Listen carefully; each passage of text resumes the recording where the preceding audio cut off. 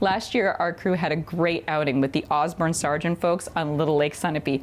Let's go join them now. So, Ausbon Sargent is a land trust. We work on conservation in the Mount Kearsarge Ragged Sunapee region. I chose to come to Little Lake Sunapee today to do a guided event, partnering with the Little Lake Sunapee Protective Association, because we have almost a mile of frontage on the lake here of conservation land and like hundreds of acres on the surrounding land. And the Lake Sunapee watershed is a major watershed in our area that's kind of in a fine balance of whether it's going to continue to be great high water quality or if more nutrients are going to start running off into the lakes here. So we stopped on the north side of this lake over here. We have 6 easements over there. That's about 250 acres of conservation land.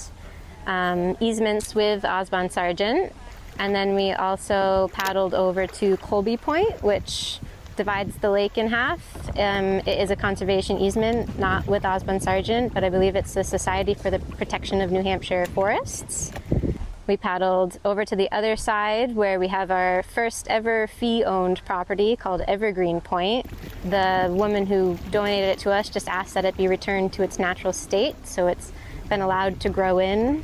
And then coming back down the south side of this lake, we had quite a few more easements right on the lake frontage. It's about 3/4 of a mile just in that point right there. That's all preserved and primarily forest land.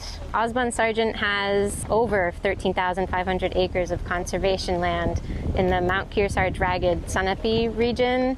It's 167 properties, primarily conservation easements with landowners, getting a few more fee-owned properties as the years have gone on. So it was founded in 1987 by a woman named Debbie Stanley.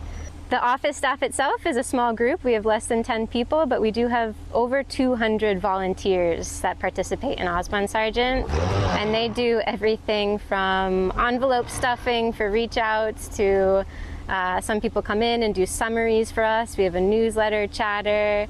And then we also, I'm starting to do, which they've done before, but my new role to help with is guided events like this paddle, where we reach out anyone who's interested. Doesn't have to be a volunteer, they don't have to be a member. Any community member can come and learn and see our easements and hopefully help with the land conservation down the road.